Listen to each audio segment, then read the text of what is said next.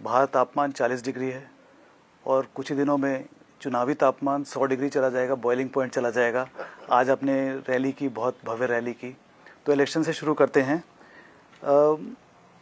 प्रधानमंत्री नरेंद्र मोदी जी ने कहा है कि 370 सीट आएंगे भाजपा को और 400 पार एनडीए को। आपका क्या विश्लेषण है? जरा हमें गणित समझाइए कि कहाँ, किन राज्यों से इतनी सीट आएंगी। महाराष्ट्र से शुरू करते हैं, 42 सीट थे पहले। देखिए, राज्य वाइज बताने की कोई आवश्यकता नहीं है। इस बार साउथ में हमको बहुत अच्छी सफलता मिलेगी। नॉर्थ ईस्ट और साउथ में हमने जो काम किया है 10 साल में मोदी जी के नेतृत्व में, उसके परिणाम मिलना शुरू हुआ है। मैं मेरे ही डिपार्टमेंट से 3 लाख करोड़ के काम नॉर्थ ईस्ट में कर रहा हूँ। उसमें से 62,000 करोड़ के काम पूरे हुए हैं और करीब 1.5 लाख करोड़ के काम प्रोसेस में है, शुरू है, और 1 लाख करोड़ के काम और हम लोग शुरू करने वाले हैं। तो उसी प्रकार से तमिलनाडु, केरला, तेलंगाना, आंध्र प्रदेश और कर्नाटका, 5 स्टेट में हमारा प्रेजेंस बहुत कम था। इस बार तेलंगाना में, आंध्र प्रदेश में हमें बहुत अच्छी सफलता मिलेगी और उत्तर भारत में तो हमारा सब जगह हम जीतते आए ही है। तो इस बार मुझे लगता है कि 370 भारतीय जनता पार्टी और 400 के पार एनडीए जाएगी और हम अभूतपूर्व सफलता प्राप्त करेंगे, क्योंकि देश के लोग विकास चाहते हैं। निश्चित रूप से मोदी जी के नेतृत्व में लोगों के मन में होप है और इसका निश्चित रूप से उपयोग होगा और लोग हमें चुन कर देंगे, ऐसा मुझे लगता है। कुछ सर्वे ये भी कहते हैं और ये ऑपोजिशन का भी कहना है कि 270 से थोड़ा कम ही भाजपा रुक जाएगी। अगर ऐसा होता है तो फिर ये it becomes an open book कि प्रधानमंत्री कौन बनेगा। आप का क्या राय है इस पर? नहीं, हमारा पूरा विश्वास है कि हमें पूरी मेजोरिटी मिलेगी और 400 के पार हम जाएंगे और नरेंद्र मोदी जी देश के फिर से प्रधानमंत्री बनेंगे। इसके बारे में मेरे मन में कोई संशय नहीं। हम लोग नागपुर में हैं। नागपुर आरएसएस का हेडक्वार्टर्स भी है। आरएसएस का एजेंडा जो था वो सारे अचीव हो चुके हैं। राम मंदिर जो था और आर्टिकल 370 और यूसीसी। तो अब आगे क्या बचा है और आपका पर्सनल एजेंडा क्या रहेगा? जो आरएसएस सेंटिनरी सेलिब्रेट होने वाला है अगले साल, तो आपका पर्सनल एजेंडा क्या रहेगा आरएसएस के तौर पे? मेरा पर्सनल एजेंडा मेरे कॉन्स्टिट्यूंसी के लिए रहेगा, जहाँ से मैं चुन कर आया हूँ, और आरएसएस का एजेंडा तो आरएसएस ही बताएंगे कि उनका एजेंडा क्या होगा। परम स्वयंसेवक के रूप में जो भी उनकी अपेक्षा होगी वो पूरा करना हमारा काम होगा। आपने जो कहा इलेक्शंस के बारे में कि 400 तो पार हो ही जाएंगे, ऑपोजिशन बहुत ही वीक हो चुकी है और भी वीक होती जा रही है। जैसे अब देखिए, जो केजरीवाल का जो प्रॉब्लम है वो कस्टडी में है। कांग्रेस के ऊपर इनकम टैक्स के का नोटिस आ गया है 1,800 रुपये का करोड़ का। तो ये ऑपोजिशन का कहना है कि जो लेवल प्लेइंग फील्ड था डेमोक्रेटिक कॉन्टेस्ट में, वो चला गया है।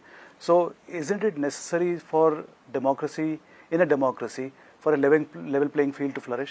ऐसा है, कानून अपना काम करता है। हम कोई हमारे दिमाग से निकाल के कोई कार्रवाई नहीं कर रहे हैं।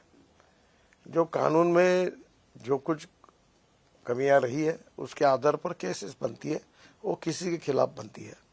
उसके पीछे भारतीय जनता पार्टी और मोदी जी का कोई संबंध नहीं है। अपनी एजेंसी अपना काम करते रहती है, सबके ऊपर वही काम चल रहा है। नहीं, वो बिल्कुल सही है, वो अपना काम कर रही हैं, लेकिन जो टाइमिंग जो है उसकी वजह से ऑपोजिशन बहुत ही ज़्यादा वीक हो गई है। अपोजिशन वीक करना या स्ट्रांग होना ये हमारी जिम्मेदारी थोड़ी है। उन्हीं को जब एक समय हम 2 थे और हमारी हालत एकदम कम हुई थी, तो क्या हमें कोई सहानुभूतिपूर्वक पैकेज थोड़ी मिला था? हमारी पार्टी हमारे कार्यकर्ताओं के भरोसे प्रतिकूल परिस्थिति पर मात करके बड़ी हुई, यही इतिहास है। उन्होंने भी प्रयास करना चाहिए, लोगों में जाना चाहिए और लोगों का विश्वास संपादन करना चाहिए। और ये बात जरूरी है कि जितना महत्व लोकतंत्र के 4 पिलर है और उसमें से जुडिशरी है, मीडिया है, लेजिस्लेटिव विंग है, एग्जीक्यूटिव विंग है, तो निश्चित रूप से लोकतंत्र को यशस्वी चलाने के लिए रूलिंग पार्टी और अपोजिशन पार्टी ये भी उतनी जरूरी है। अपोजिशन पार्टी ने अपना काम करना चाहिए, रूलिंग पार्टी ने अपना काम करना चाहिए, और लोकतंत्र ये ऐसा तकाजा है कि ये बदलते रहता है। तो जो भी हो, जहाँ भी रोल मिले वहाँ मेहनत करके फिर से वो पोजीशन हासिल करने की कोशिश करना, ये अपोजिशन पार्टी के लिए महत्वपूर्ण है। ऑपोजिशन पार्टी का ये भी कहना है कि ईडी, सीबीआई, इनकम टैक्स, उनको वेपनाइज किया जा रहा है रूलिंग पार्टी द्वारा। ये परसेप्शन गलत बात है। हम किसी को वेपनाइज नहीं कर रहे हैं, कानून अपना काम करता है। अब किसी के घर में 300-400 करोड़ रुपए की नोटें मिलती है, जो लोग देखते हैं। अब जो इंक्वायरी होती है उसमें जो भी दोषी होते हैं तो कार्रवाई करते हैं। अगर उन एजेंसियों ने गलत कार्रवाई की तो कोर्ट में जाने का उनका अधिकार है। ये एक कोइंसिडेंस भी है कि बीजेपी का कोई भी नेता ईडी के नेट में नहीं आया, सीबीआई के नेट में नहीं आया। जो जितने भी आए हैं सब ऑपोजिशन के, और वो भी जो पहले उन्होंने जो काम किया था। तो इसका मतलब ये निकलता है, सारांश ये निकलता है कि पहले काफ़ी करप्शन था जो अब एक्सपोज हो रहा है। ये आपका भी परसेप्शन ये है कि? बिल्कुल सही है। जिन्होंने पुराने समय कुछ गलतियां की है वो एजेंसी के इंक्वायरी में आ रहा है। इसके साथ कोई पॉलिटिकल पार्टी करके हमारा और हमारे सरकार का कोई संबंध नहीं है। लेकिन वही ऑपोजिशन पार्टी के लोग जो बीजेपी को अटैक करते थे और जिनके अगेंस्ट करप्शन केसेस थे, वो बीजेपी ज्वाइन करते हैं तो लगता है कि एक वॉशिंग मशीन पॉलिटिक्स आ गई है, वो एकदम से स्वच्छ होकर निकलते हैं। ऐसा कुछ नहीं होता है। कानून अपना काम करता है। जैसी जैसी परिस्थितियों में जो जो एविडेंसेस होते हैं उसके आधार पर एजेंसी अपना काम करती रहती है। इस प्रकार का आरोप गलत, बेबुनियाद है और कोई राजकीय दृष्टि से ऐसा कोई काम नहीं करता। चलिए, करप्शन को छोड़ दीजिए, लेकिन जो ऑपोजिशन के जो लीडर्स हैं जिन्होंने बहुत अटैक किया है बीजेपी के ऊपर, उनको लिया जा रहा है ये बीजेपी की जो ओपन डोर पॉलिसी है, इससे आप सहमत हैं? देखो, पार्टी की नीतियों से पार्टी का कार्यकर्ता हूँ, पार्टी के विचारों के साथ मेरी कमिटमेंट है और पार्टी का हर निर्णय के साथ मेरी कमिटमेंट है। इस सवाल ही नहीं उठता कोई। अभी आपने देखा रिसेंटली प्रफुल्ल पटेल के अगेंस्ट जो चार्जेस थे वो उनको क्लीन चिट मिल गया है एयर इंडिया के मामले में। देखिए, जो सच्चाई थी जो इंक्वायरी में बाहर आया उसके ऊपर इसका भारतीय जनता पार्टी, प्रधानमंत्री या और किसी का कोई संबंध नहीं है। भारतीय जनता पार्टी ने बहुत आरोप लगाए थे मनमोहन सिंह के खिलाफ। क्या भारतीय जनता पार्टी अपोलोजाइज करेगी, माफी मांगेगी मनमोहन सिंह जी से, जो वो कांग्रेस पार्टी चाह रही है? नहीं, सवाल ही नहीं उठता। जब आरोप लगाए थे तो कुछ बातों में तथ्य निकला है। कोल के इसमें कोल स्कैम हुआ, सुप्रीम कोर्ट ने इसके ऊपर जो कुछ निर्णय दिए उन लोगों के सामने है। जो विशेष रूप से टेलीकम्युनिकेशन का जो कांड निकला उसमें भी किस प्रकार की इंक्वायरी में पा रहा है ये भी लोगों को पता है। तो उस समय की जो कमियां थी वो हमने उठाई थी और परिस्थिति अनुरूप ऐसे उसमें से जो बातें निकली वो सिद्ध हुई है और गलत है तो परिणाम भुगतने पड़ेंगे। तो हमने उसके आधार पर टीका टिप्पणी की है, तो कोई गलत नहीं किया। इलेक्टोरल बॉन्ड्स इशू को लेके चलते हैं। उसमें ये उभर के आया है कि जो भी रूलिंग पार्टी जो थी उनको बहुत सारा डोनेशन मिला गया और एक परसेप्शन था कि क्विड प्रो को एक तरह से हुआ गया। तो आर यू लिटिल अनकंफर्टेबल कि जो ऑप्टिक्स जो उसके सराउंडिंग है वो ठीक नहीं लगता?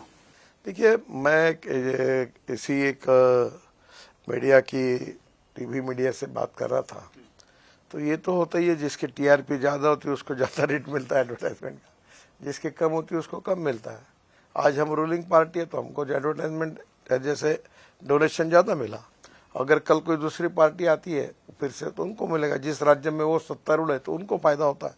पर overall political party ground reality है कि उसको भी पैसे की जरूरत है। तो कोई ना कोई सुनिश्चित ट्रांसपेरेंट मार्ग आपको ढूंढना होगा। सुप्रीम कोर्ट में विचार हो रहा है, मैटर सब जुडिस है, तो मैं कुछ बोलना नहीं चाहता।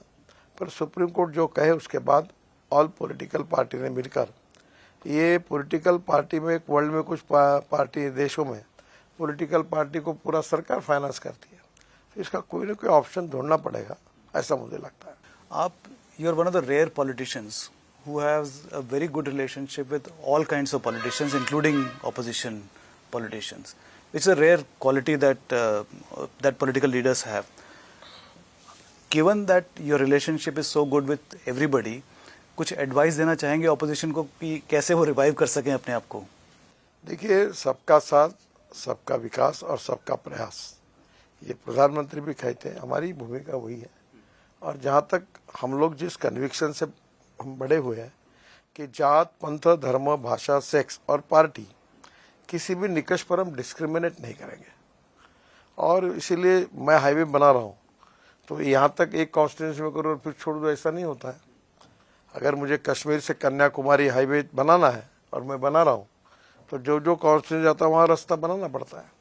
तो मेरे यहाँ कई अलग अलग सांसद भी आते हैं, अलग अलग पार्टी के आते हैं, और मेरी सोच यही है कि जो काम हो सकता है नियम में बैठता है और सबका करना चाहिए, वही मैं प्रयास करता हूँ।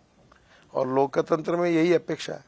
अटल बिहारी वाजपेयी जी अक्सर कहते थे कि मतभेद हो सकते हैं, मतभिन्नता हो सकती है, पर मनभेद नहीं होनी चाहिए। और आज हमारे देश में मतभिन्नता ये लोकतंत्र के लिए आवश्यक भी है, कोई उसमें प्रॉब्लम नहीं है, पर मत शून्यता ये हमारी समस्या है। जो भी पार्टी में उस पार्टी की विचारधारा के साथ, कन्विक्शन के साथ, चाहे जीत हो चाहे हार हो, खड़े रहना ये बहुत महत्वपूर्ण होता है। मुझे याद है कि मैं इमरजेंसी के खिलाफ जब राजनीति में आया और जयप्रकाश जी के नेतृत्व में मैंने इस कार्य की शुरुआत की, तो हमें अनुकूल परिस्थिति नहीं थी, पर हम प्रतिकूल परिस्थिति में काम करते रहे, और करते करते एक दिन अटल बिहारी वाजपेयी देश के प्रधानमंत्री बने। आज मोदी जी पिछले 10 साल से देश में राज कर रहे हैं। तो निश्चित रूप से जनता अवसर देती है, पर उसके लिए पेशेंस रख के मेहनत करना पड़ता है।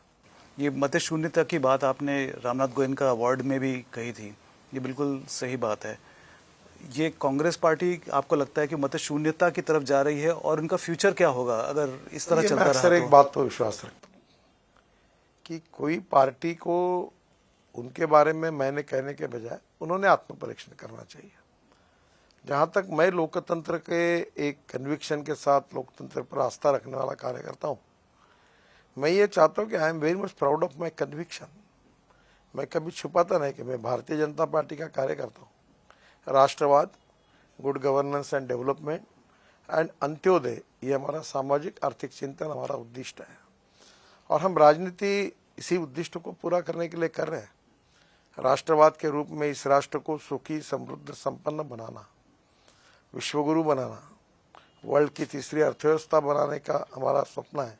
और आर्थिक दृष्टि से गांव, गरीब, मजदूर, किसान का कल्याण करते हुए हम देश के विकास को आगे लेकर जाएं। हम रोजगार की निर्मित करें, गरीबी दूर करें और देश का विकास करें। यही हमारा विचारधारा है और चिंतन है। और इसीलिए मैं अभी नागपुर में, आप कभी जाओगे तो पूछो सबसे, मैं राजनीति नहीं करता। मैं अक्सर ये कहता हूँ कि we need to redefine the definition of politics. राजनीति है न केवल राजकारण और सत्ताकारण नहीं है। राजनीति का मतलब है समाज कारण, राष्ट्र कारण, विकास कारण और सेवा कारण। मैंने 40-45 हजार लोगों के हार्ट के ऑपरेशन करके दिए। हार्ट, कैंसर, जो स्ट्रेचर पर आया, ऐसे 350 लोगों को मैंने जापान और लंदन से, यूके से लाके पैर लगा दिए, जो दौड़ने लगे, फुटबॉल खेलने लगे, बुलेट चलाने लगे। मैंने कोविड के समय 100 करोड़ रुपए की साहित्य पूरे विदर्भ में दिया। ऑक्सीजन प्लांट बनाए, कॉन्सनट्रेटर लाए। इतना ही नहीं तो वेंटिलेटर 500 दिए लोगों को। अभी मैंने 1 लाख लोगों को आंखें जांच करके चश्मे दिए। करीब 25,000 लोगों का कैटरेक्ट का ऑपरेशन मुफ्त में कर दिया। तो मैं ये कहता हूँ कि एजुकेशन के क्षेत्र में, हेल्थ सर्विसेज के सेक्टर में लोगों की सेवा करना, ये भी राजकारण है। और मैं किसानों के लिए काम करता हूँ। मुझे आज 8-9 डिलीट्स मिले, डॉक्टरेट, उसमें से 4 जो है वो किसानों में काम करने के कारण मिली है। मैं वाटर कंजर्वेशन में काम करता हूँ। अभी हमने NHI में 78,000 पेड़ ट्रांसप्लांट किए, 4.5 करोड़ लोग 3 मीटर के नए पेड़ लगाए। पर्यावरण की रक्षा करना, और विशेष रूप से एग्रीकल्चर में diversification of agriculture towards energy and power sector, इस पर मैं काम कर रहा हूँ। मुझे बड़ी खुशी है। मैं 2004 से ये कह रहा था कि हमारा किसान अन्नदाता है, फिर ऊर्जादाता बना, अब बिटुमिन बनाने लगा, बिटुमिन दाता हुआ, और अभी पानीपत में परली से 76,000 टन पर ईयर हवाई ईंधन बन रहा है। तो बायो एनर्जी, बायो टेक्नोलॉजी का उपयोग करके बायोमास को बढ़ाना, और किसान हाइड्रोजन तैयार करने वाला बने, ये किसान बायो एविएशन फ्यूल बनाने वाला बने। इथेनॉल तब आ गया है गाड़ियों में। मेरे पास गाड़ी है 100% इथेनॉल पे चलती है, 60% बिजली तैयार करती है। अगर हिसाब लगाया तो 25 रुपये लीटर पेट्रोल का भाव आता है।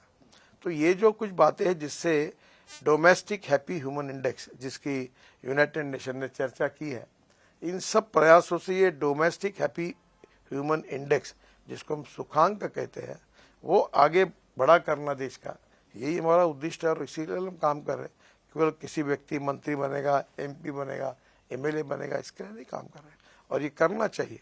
और इसलिए मैं अक्सर कार्यकर्ता को भी कहता हूं कि आप आपके कॉन्स्टिट्यूंसी में एक विकास प्रकल्प और एक सेवा प्रकल्प चलाइए, और मेरी ये सोच है, मेरा ये कन्विक्शन है। हम लोग नागपुर में घूमे हैं और सबका यही कहना है कि आप जो भी कैंपेन करते हैं वो डेवलपमेंट पे ही कैंपेन करते हैं, कि आपने नागपुर कॉन्स्टिट्यूएंसी के लिए क्या किया उसी पे आप कैंपेन करते हैं। लेकिन हालांकि कई पॉलिटिशियंस जो इसमें नहीं मानते वो धर्म जाति उस पे कैंपेन करते हैं, आपने कभी नहीं माना और नागपुर ने कभी वोट नहीं दिया। मैं कहता हूँ कि नागपुर की जनता मेरा परिवार है। मैं जातीयवाद और सांप्रदायिकता की राजनीति कभी नहीं करूंगा। जात, पंथ, धर्म, भाषा और सेक्स और पार्टी, इसके आधार पर किसी को डिस्क्रिमिनेट नहीं करूंगा। जो सही काम है वो सबका करूंगा, और गलत काम लेकर मेरा अपना आता है तो नहीं करूंगा। हालांकि आपकी पॉलिटिकल आइडियोलॉजी कुछ और थी जब आपने पॉलिटिक्स में कदम लिया, लेकिन अब आपकी आइडियोलॉजी सिर्फ ऐसा नहीं है। मैं जब था तो यही है, मैं जो कह रहा हूँ यही संघ के संस्कार है, ये विद्यार्थी परिषद के संस्कार है। और संघ कोई जातिवादी नहीं, सांप्रदायिक नहीं। और जब जब मोरवी से लेकर अनेक देश में संकट आई तो संघ के स्वयंसेवकों ने इसी प्रकार से काम किया, और वही संस्कार लेके मैं काम कर रहा हूँ। हम कल भी थे तो हमारी सोच वही थी, आज भी है, वही है। अब काम करने के प्रकार में आप नीचे में जाओगे, मेरे बिल्डिंग है, 5 बड़ी बड़ी एम्बुलेंसेस खड़ी है, एक आंखें जांच करने वाली 3 है, एक पैर लगाने वाली है, एक डेंटिस्ट का काम करने वाली है। तो मैं ये काम इसी को राजकारण समझता हूँ, और मेरा 80% टाइम सेवा करने में जाता है। जल संवर्धन में मैंने काफ़ी गाँवों में पानी आया, दौड़ने वाले पानी को चलने के लिए लगाओ, चलने वाले पानी को रुकने के लिए लगाओ, रुके हुए पानी को जमीन को पीने के लिए लगाओ, गांव का पानी गांव में, खेत का पानी खेत में, घर का पानी घर में। मुझे अब जो 9 डिलीट्स मिले हैं उसमें से 4 डिलीट्स मुझे एग्रीकल्चर साइंस में मिली है। मैं गाँवों को समृद्ध संपन्न बनाने के लिए कोशिश कर रहा हूँ। वो मेरी कॉन्स्टिट्यूंसी नहीं है। मैं किसानों में काम करता हूँ, उनकी आत्महत्या न हो इसके लिए प्रयास कर रहा हूँ। मैं 3 चीनी मिलें चलाता हूँ, बायोफ्यूल बनाता हूँ। अब हाइड्रोजन, अभी मैं एलपीजी बनाने का काम शुरू किया किसानों के साथ। मैं किसानों की फार्मर प्रोड्यूस कंपनियां इकट्ठा करके मैं अमेरिका और कनाडा में सब्जियां एक्सपोर्ट करता हूँ। अनेक प्रकल्प चलाता हूँ। इसके पीछे भावना यही है कि इनकी गरीबी, भूखमरी, बेरोजगारी कैसे मुक्त होगी, इनका विकास कैसे होगा, गांव में रोड कैसे बनेंगे, स्मार्ट सिटीज नहीं, स्मार्ट विलेज कैसे बनेंगे, ये मेरी सोच है। इसके लिए काम करता हूँ। आपको याद होगा मैं 2014 में जब मंत्री बना तो ये जो साइकिल रिक्शा था, 1 करोड़ लोग आदमी को ढोने का काम करते थे। राम मनोहर लोहिया कहते थे कि मैं इस रिक्शा में कभी नहीं बैठूंगा। दीनदयाल उपाध्याय कहते थे कि जिस दिन ये प्रथा बंद होगी वो हिंदुस्तान के इतिहास का सुनहरा दिन होगा। मुझे बहुत खुशी है कि 1 करोड़ लोगों का जो मानवीय शोषण हो रहा था उसमें 70% लोग शेड्यूल कास्ट और माइनॉरिटी के थे।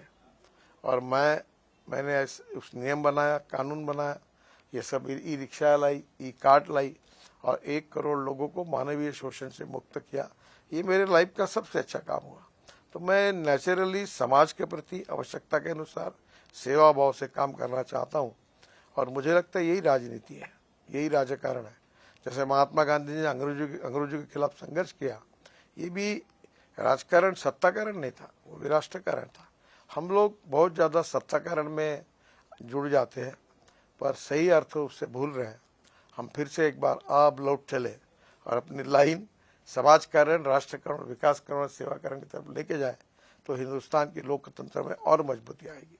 शायद यही कारण है कि आपको माइनॉरिटी और दलित के भी वोट मिलते हैं यहाँ पर।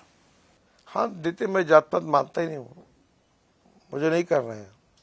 मैं ऐसी विचार से ऐसे ही चलूंगा, परिणाम क्या होगा उसकी मुझे चिंता नहीं है। मैं पेशावर राजनीति के नहीं, राजनीति मैंने ये पेशे के रूप में स्वीकार नहीं किया।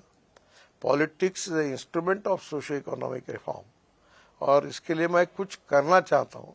मैं कोई बहुत बड़ा आदमी हूँ, मुझे बहुत बड़ी क्षमता है, सब कुछ करने की ताकत मेरी है, ऐसी मेरी धारणा कल भी नहीं थी और आज भी नहीं। पर मैं इतना जरूर है कि पूरे महासागर में एक बूंद तो जरूर हूँ। तो मैं कोशिश करता हूँ कि अपने पॉजिटिव काम से जितने बूंद में डाल सकता हूँ सागर में उतने डालने की कोशिश करूँ। चलिए थोड़ा पर्यावरण के बारे में बात कर लेते हैं। Would you like to see India rid of diesel and petrol cars altogether? 100% मेरा मिशन है। What is your target? What is the timeline? मैं डेट में और ईयर में नहीं बता पाऊंगा। Is it feasible? 100%। आप देखो, मैं इलेक्ट्रिक व्हीकल की बात करता था, तो आप जैसे पत्रकार लोग मुझे पूछते थे कहाँ से आएगी, कैसे होगा। अब इलेक्ट्रिक बसेस हर गांव में दिखे, हमारे यहाँ 500 बसेस चली गई भी। इलेक्ट्रिक स्कूटर आ गई, इलेक्ट्रिक कार आ गई। अब इंडियन ऑयल 300 इथेनॉल के पंप शुरू कर रहा है। अब फ्लेक्स इंजन की स्कूटर, मोटरसाइकिल बजाज, टीवीएस और हीरो ने बना ली, वो आएगी। ऑटो रिक्शा आएगी। फिर इसके बाद हाइड्रोजन की कार मेरे पास है। हमारा 16 लाख करोड़ का फॉसिल फ्यूल का इंपोर्ट है, जिसके कारण देश में प्रदूषण होता है। हम प्रदूषण मुक्त और ग्रीन, और सही में मैं ये मानता हूँ कि अल्टरनेटिव फ्यूल और बायोफ्यूल हम देश में तैयार करके हमारे इंपोर्ट को खत्म करेंगे, और ये 16 लाख करोड़ देश के किसानों के जेब में जाएंगे। गांव समृद्ध संपन्न बनेंगे, वहाँ गांव के युवाओं को रोजगार मिलेगा, और इंपोर्ट बचने के कारण और वहाँ इकोनॉमी बढ़ने के कारण एग्रीकल्चर ग्रोथ रेट बढ़ेगा। ये मैं 2004 से कहते आ रहा हूँ, काफ़ी बदलाव हुआ है, और निश्चित रूप से इससे आने वाले 5-7 साल में पूरी परिस्थितियाँ बदल जाएगी। हाँ, आज एकदम ऐसा ट्रांसफॉर्मेशन इस साल में होगा, इतने दिन में होगा, ऐसी घोषणा तो मैं नहीं कर सकता, क्योंकि ये बहुत बड़ा कठिन प्रश्न है। ये कठिन है पर असंभव नहीं है। और जिस तेजी से इलेक्ट्रिक स्कूटर बढ़ रही है, इलेक्ट्रिक बसेस बढ़ रही है, अब इलेक्ट्रिक ट्रक आ रही, इलेक्ट्रिक कार पॉपुलर होगी, वेटिंग लिस्ट है इलेक्ट्रिक कार के लिए। तो मुझे लगता है कि आने वाला समय निश्चित रूप से अल्टरनेटिव फ्यूल और बायोफ्यूल का होगा, और ये सपना निश्चित रूप से पूरा होगा। दिस इज योर विजन और it's your goal, how, and you are absolutely. It's my vision, it's my conviction. I have to work for that, and with my positivity and confidence. मैं अहंकार के रूप में नहीं कह रहा हूँ, मैं इतना ही कहूँगा, it's difficult but not impossible.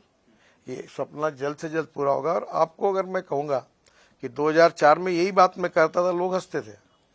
अब मैं हाइड्रोजन की गाड़ी कोई घूमता और बताता हूँ, देखो हाइड्रोजन पे गाड़ी चल रही।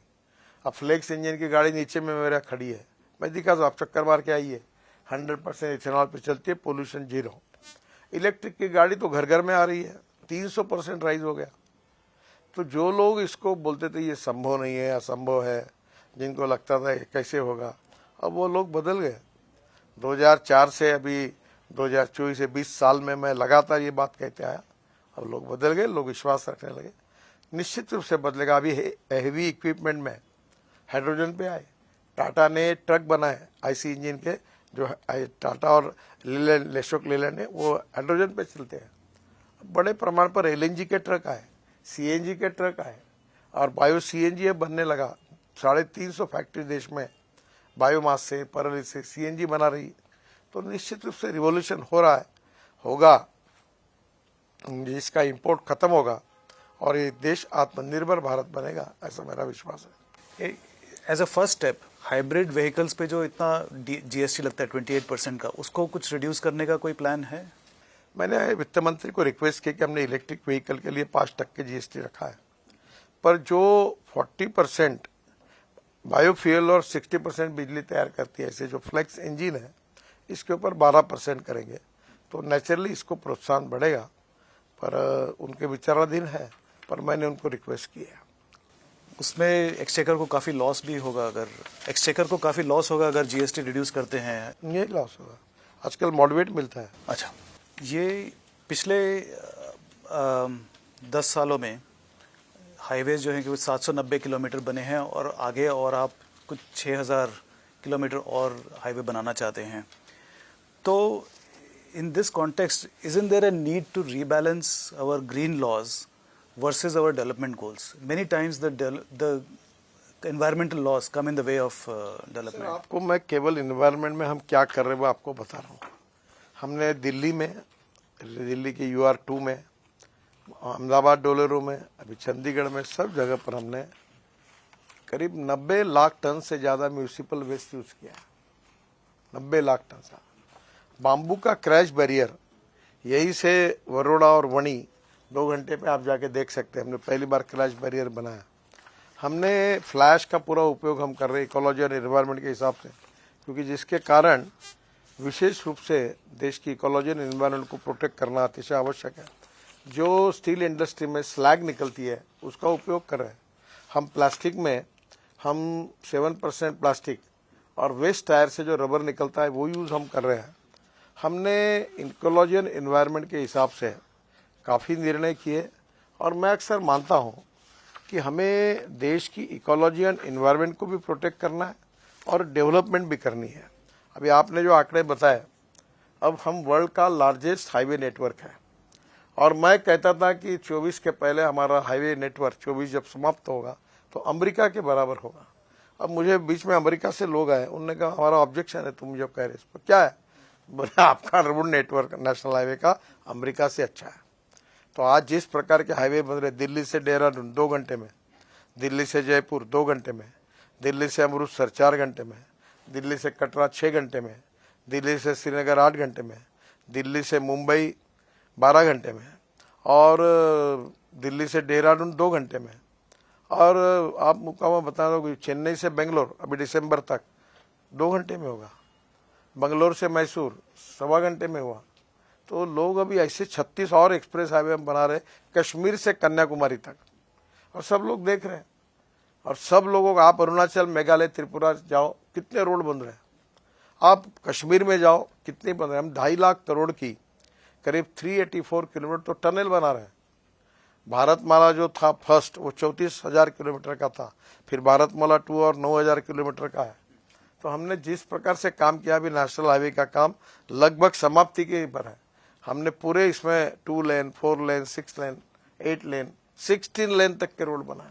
आप दिल्ली में रहते हो, दिल्ली से मेरठ जाते समय जो हमारा दिल्ली की शुरुआत होता है, रोड कितने का है? 16 लेन का रोड बना। तो आज हमने अभी हमने चेन्नई में बना रहे, अभी यहाँ मेरे यहाँ देखो आप, नीचे में रोड है, ऊपर में ब्रिज है, ऊपर में मेट्रो है। अब पूना में 50,000 करोड़ के ऐसे ब्रिज बना रहे हैं, हमने चेन्नई में बड़े बना रहे हैं। हमने सब पोर्ट को कनेक्ट कर दिया है। अब पोर्ट, रेलवे स्टेशंस और डिस्ट्रिक्ट अपने हाईवे, अपने एयरपोर्ट को जोड़ रहे हैं, इंडस्ट्रियल कॉरिडोर को जोड़ रहे हैं, लॉजिस्टिक पार्क को जोड़ रहे हैं। तो मुझे लगता है कि जिस प्रकार से इंफ्रास्ट्रक्चर हम डेवलप कर रहे हैं, हम जो लॉजिस्टिक कॉस्ट 14 से 16% है, 2024 समाप्त होगी तो हमारी लॉजिस्टिक कॉस्ट सिंगल डिजिट 9% पे आएगी। एक्सपोर्ट में हम और कॉम्पिटिटिव बनेंगे और हमारे देश में एक्सपोर्ट बढ़ेगा, देश की वेल्थ बढ़ेगी, रोजगार बढ़ेगा और देश आत्मनिर्भर भारत बनेगा। और जो प्रधानमंत्री जी का सपना है कि 3rd लार्जेस्ट इकोनॉमी हम जरूर बनेंगे। There is no doubt that the highway infrastructure is superb, but there are still bottlenecks in the form of toll gates. आपने कहा था कि वो satellite based toll system start करेंगे, जो कि अभी लॉन्च होना था इस महीने से, अप्रैल 1 से। थोड़ा भी इलेक्शन के कारण रुका हुआ है, क्योंकि कोई निर्णय नहीं कर सकते, कोई नया कुछ कर नहीं सकते। इलेक्शन के बाद हम जल्दी इसको शुरू करने की कोशिश करेंगे। सैटेलाइट बेस्ड टोल सिस्टम, आप जहाँ से निकलोगे वहाँ कैमरा आपके नंबर प्लेट से, और हमने जो आपको हमारा फास्ट ट्रैक दिया है उसका भी स्टिकर लगा हुआ है, दोनों से फोटो निकाल लेगा। जहाँ से निकलोगे वहाँ निकाल लेगा। जितना आपने प्रवास किया उतना ही पैसे का टोल आपके बैंक अकाउंट से निकल कर जमा हो जाएगा। टोल नाके नहीं रहेंगे, कहीं रुकने की जरूरत नहीं ना, no. So it will be a continuous smooth passage all the way from one end to another. That will be an amazing achievement. Yes. Zojila Tunnel, what is the status? It was supposed to be completed in 2019. वो क्यों रुका हुआ है? मैं अभी तो 75% हुआ है और -8 डिग्री टेम्परेचर, और साल भर में 4, 4.5, 5 महीने काम करने को मिलता है। बहुत कठिनाई है। कारगिल पहाड़ी के नीचे वो है, हिमालय के बिल्कुल सेंटर में, तो स्वाभाविक रूप से तकलीफ है, पर 70-75% काम पूरा हुआ है। मेरे हिसाब से 24 समाप्त होने तक काफ़ी काम हो जाएगा और 25 की शुरुआत में हम उसको निश्चित रूप से लॉन्च करने की कोशिश करेंगे। 25 की शुरुआत में, जनवरी-फरवरी में। बिल्कुल। और एक और आपका प्रोजेक्ट है लक्षद्वीप आइलैंड को डेवलप करना, वो कहाँ तक पहुँचा है, क्या है प्लान, क्या है? अंडमान और निकोबार का हमने काफ़ी डेवलपमेंट किया कर रहे हैं। वही इन्वायरमेंट की अड़चन आती है, वो CRZ के प्रॉब्लम आते हैं। हमने प्रोजेक्ट तैयार किए हैं, कोशिश कर रहे हैं। अब जब फॉरेस्ट इन्वायरमेंट अगर क्लियरेंस नहीं देती तो हम रोड कैसे बना पाएंगे? ये judicial interference, does it come in the way of development? आते अभी मेरे यही के घर में, महल में मैं रहता था, एक रोड मैंने 4 लेन किया, पूरा डेंस पॉपुलेशन थी, मुझे 12 साल लगे। अभी कम से कम 30-40 बार कोर्ट केसेस हुई है। ये देखो, मैं इकोलॉजी और इन्वायरमेंट को प्रोटेक्ट करना चाहता हूँ। जिसकी रोड में जमीन जाएगी, दुकानें जाएंगी, घर जाएंगे, उनको बाजार भाव से ज़्यादा कीमत देना चाहता हूँ। और पर्याय होगा तो पर्याय देना चाहता हूँ, किसी का नुकसान करके रोड नहीं बनाना चाहता हूँ। अब इकोलॉजी एंड इन्वायरमेंट को प्रोटेक्ट करके हमको डेवलपमेंट को करना है, यही हमारी सोच है। हम कोशिश कर रहे हैं, अड़चने आती है। मैं लोगों को अक्सर एक बात कहता हूँ, मैं उसकी तकरार नहीं करता। मैं कहता हूँ there are some people who convert problems into opportunities and there are some people who convert opportunities into the problem. Let us accept as a challenge और प्रॉब्लम को रिजॉल्व करके चलते रहो, यही बात अच्छी होती है। I will ask you in a different way. Is it fair to have a policy that diesel vehicles should be scrapped in 10 years in NCR region, for example? Sir अभी तो उसमें बदल भी गया है, हमने 15 साल का पीरियड रखा है पेट्रोल कार्स के लिए। सर। डीजल में निश्चित रूप से पोल्यूशन ज़्यादा होता है और भाव अच्छा है, पर आज मेजोरिटी गरीब लोगों के पास ट्रक्स है, तो नेचुरली मैं कहता हूँ कभी डीजल का ट्रक सीएनजी पे कन्वर्ट कर लो तो पोल्यूशन एकदम 20% पे आता है। तो गरीब लोग हैं, बैंकों का कर्जा उनके ऊपर है और सुप्रीम कोर्ट के निर्णय का आदर करते हुए वे आउट कैसे निकालेंगे, ऐसी कोशिश करते रहते हैं लोग। तो आपकी कॉन्स्टिट्यूएंसी पे आते हैं।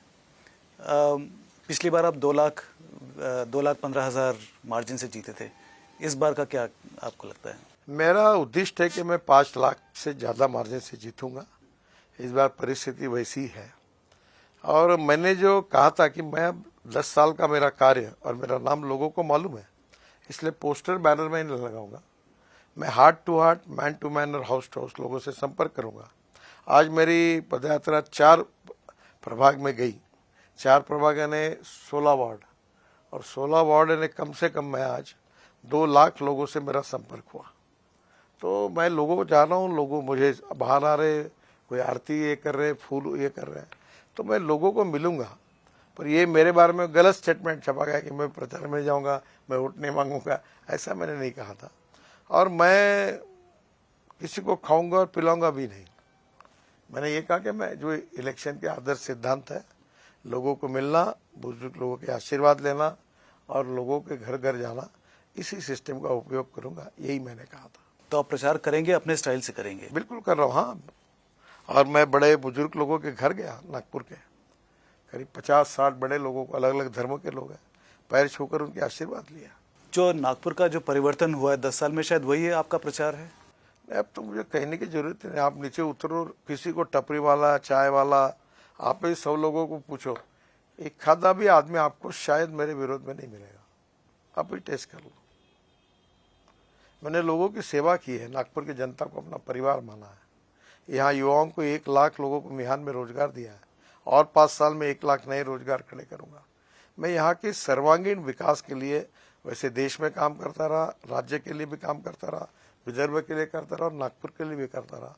यहाँ तो मेरी जिम्मेदारी है, मैं करते रहता हूँ और इसलिए नागपुर में दुनिया में जो कुछ अच्छा है वो नागपुर में लाता हूँ। यहाँ का म्यूजिकल फाउंटेन वर्ल्ड का सबसे बेस्ट हुआ है। यहाँ पहली बार एशिया रिकॉर्ड बना, नीचे में रोड, ऊपर में फ्लावर, ऊपर में मेट्रो। ये पहला शहर है जो टॉयलेट का पानी बेचकर 300 करोड़ साल के कमाता है। 300 करोड़, हाँ। पावर जनरेशन के लिए कोराडी खबर। ये यहाँ उत्तर के बाजू में एक डिफेंस की रेलवे लाइन थी 35 हेक्टर, 2.5 करोड़ में मैंने खरीदी की है महानगर पालिका के लिए। हफीज कॉन्ट्रैक्टर ने डिजाइन बनाया लंदन स्ट्रीट करके, उसको हमने ऑरेंज स्ट्रीट अभी बनाया ना। और अभी तक 24 पैकेजेस है, 4-5 पैकेज हुए तो 450 करोड़ महापालिका को मिले। 2.5 करोड़ लगाकर अब महानगर पालिका को 2000 करोड़ मिलेंगे और उसमें स्विमिंग टैंक, हेल्थ क्लब, सब जिम भी होगा, भाजी मार्केट होगा, मटन मार्केट होगा, पार्किंग होगा। और ये सामने बिल्डिंग दिख रही है, ये उसी की है।